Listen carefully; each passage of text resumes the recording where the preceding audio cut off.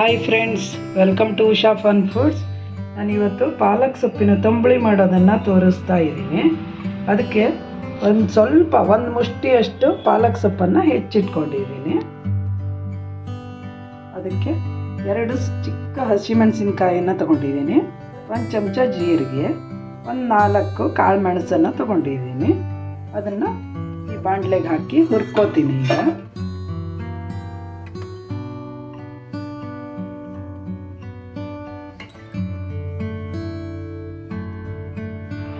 ಇದಕ್ಕೆ ಈಗ ಹೆಚ್ಚಿಟ್ಕೊಂಡಿರೋ ಪಾಲಕ್ ಸೊಪ್ಪನ್ನು ಹಾಕ್ತಾ ಇದ್ದೀನಿ.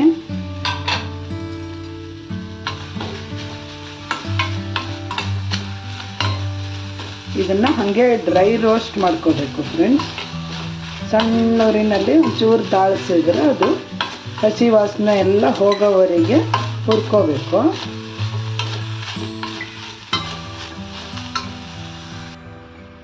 ಈಗ ಇದು ಚೆನ್ನಾಗಿ ಹುರಿದಿದೆ, ಇಷ್ಟಾದರೆ ಸಾಕಾಗುತ್ತೆ. ಈಗ ಇದಕ್ಕೆ ರುಚಿಗೆ ತಕ್ಕಷ್ಟು ಉಪ್ಪನ್ನು ಹಾಕ್ತಾ ಇದ್ದೀನಿ. ಸ್ವಲ್ಪ ಕಾಯಿ ತುರಿಯನ್ನು ಹಾಕ್ತಾ ಇದ್ದೀನಿ.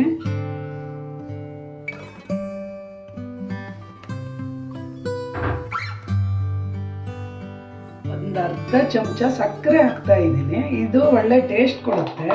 ಬೇಕು ಅಂದರೆ ಹಾಕ್ಕೋಬಹುದು, ಇಲ್ಲ ಅಂದರೆ ಬಿಡ್ಬೋದು. ಈಗ ಇದನ್ನ ಮಿಕ್ಸಿಗೆ ಹಾಕಿ ನುಣ್ಣಗೆ ರುಬ್ಕೋತೀನಿ.